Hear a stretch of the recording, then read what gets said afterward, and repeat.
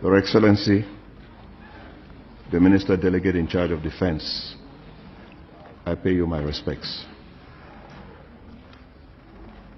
Right Honorable Speaker, if I take the floor, it is not the first time, and on many of these occasions we have been to draw attention to what we've referred to as the problems of the Northwest and Southwest, but today particularly as concerns the Ministry of Defense.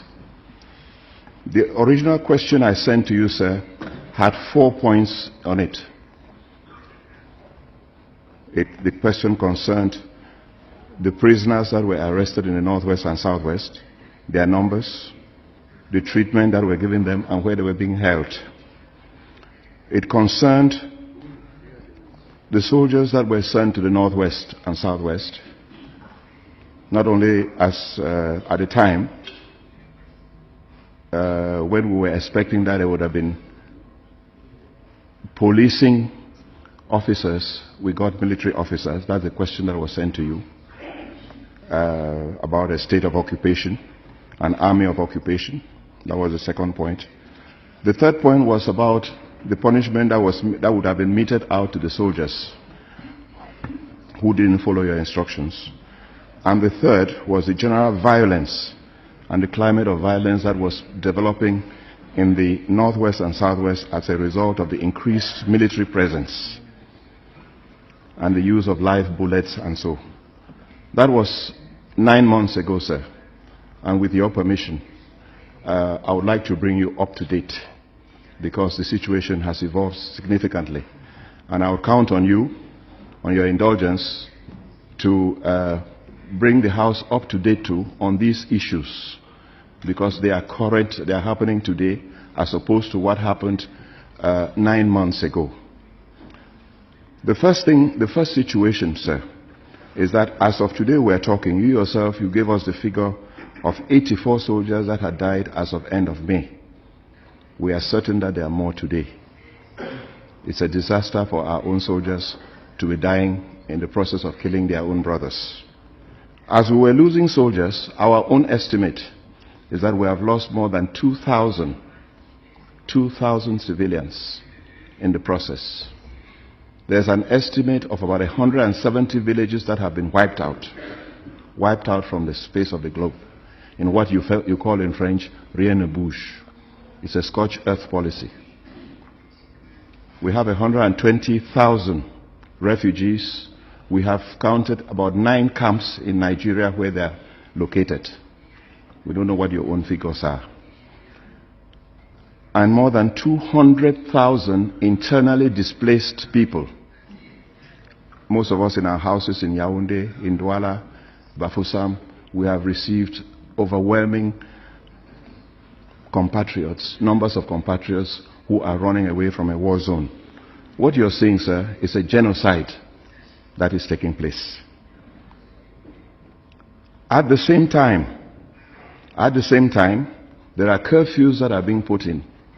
Citizens are being arrested for no reason outside the curfew, and they have to pay significant sums of money, up to 250,000, to the army before they can be released. That, you will tell us more about it. That's in the form of ransoms and everything. We are now entering certain domains because in times of war, you don't know what is fact and what is fiction anymore.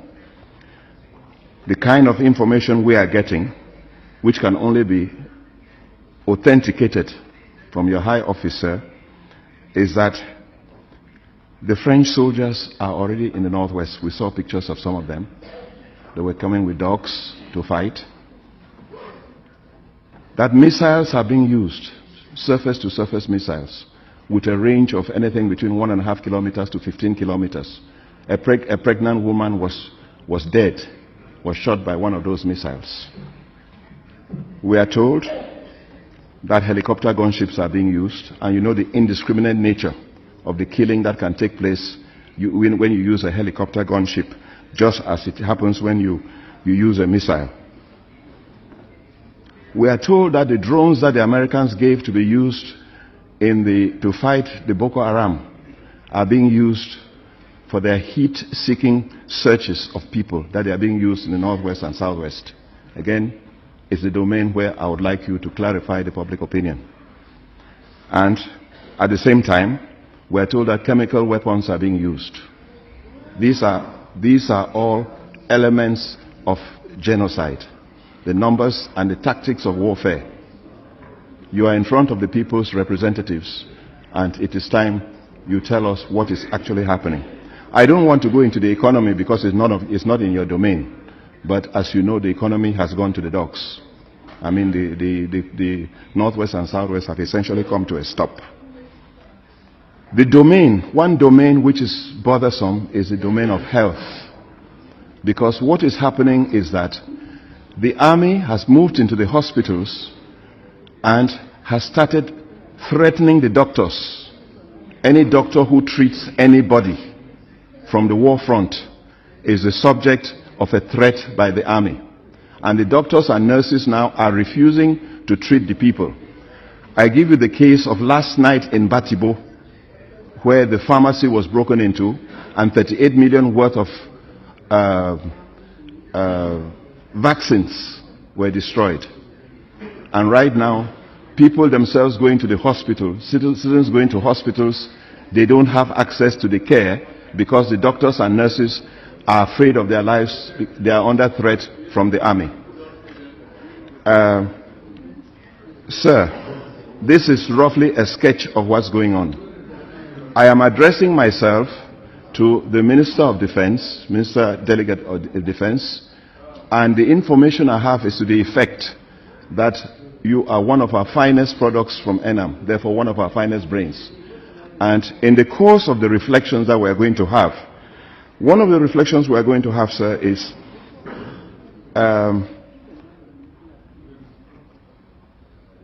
what lessons have we learned from Rwanda? Because after Rwanda, the world said, never again.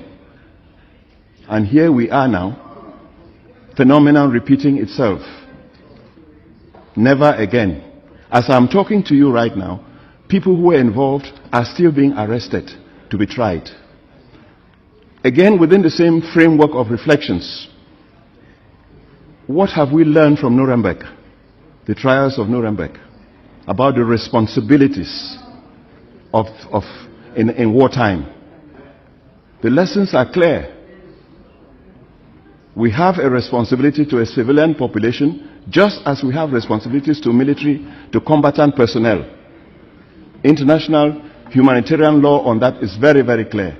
And that is where I'm calling on you to make sure that humanitarian law is being respected, as you know it should be. And I will quote your communication officer who said, we have a professional army. I would like to believe him. And even if they are faulty, you as the key person, you have corrections to make. I see your role, sir. I have never been a Minister of Defense, but I see your role as twofold. The first part of your role is to advise Mr. Biya, because Mr. Biya is commander of the armed forces. He takes the decisions which you must carry out. And you must advise him with these realities. The second part of your responsibility, as I see it, again, I might be wrong. I've never been a Minister of Defense, and believe you me, I don't, it's too difficult for me. But it's the control of your troops, the instructions you give them. The instructions you give them, especially when they are going against Cameroonians. I would like to remind you, if there is a famous war theoretician who said, war is too serious a matter to be left in the sole hands of the army. That's where you and I politicians come in. War is too serious a matter to be left in the sole hands of the army. We must put into the minds of our soldiers the responsibility for life. Obviously the responsibility for the nation. Yes, but the responsibility for life. That is why I'm talking about responsibility, and more responsibility. So, right now you are talking about humanitarian gestures, which a priori would be very good when I see soldiers of the BA going out to hand over help to villages in this area. A priori is very good. But what is actually happening? Their first reaction when they see a soldier is to run and hide, because they know.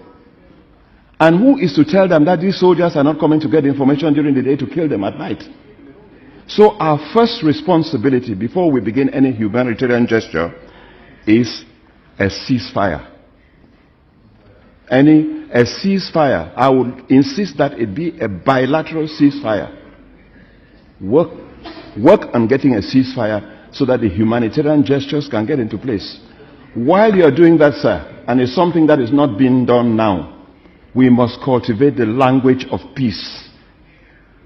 You must cultivate the language of peace. Once you begin to refer to some persons as dogs or goats or as secessionists or terrorists, I think they will listen better if you say, my dear brother, let's meet on the table tomorrow to talk. Let me remind you again that it is not a sign of weakness to talk to your brother. Far from it, it's a sign of strength. It is not a sign of strength for a man full of muscles to beat his wife because he has the muscles. It's a sign of weakness. That man with the strength and everything faced with this in front of this woman would have many other techniques of convincing her, and believe you me, those techniques exist. And love is one of them. So, sir, this is the reality of Cameroon as it is today. As I said, I may be wrong, and you have the responsibility of passing the message to your troops. Mr. Biya must begin to talk. He must talk to his brothers. There must be an atmosphere of peace accompanied by a language of peace. If you don't mind, I'll remind you that the last time you were in front of this assembly, there were some rather bellicose words you used. I would pray you, sir, to begin the language of peace. And that said, I would hope that we get to the table very soon so that we can keep Cameroon one where our brothers will not be killing each other. I thank you, Mr. Minister of Defense. I thank you, Right Honorable Speaker, for giving me the floor.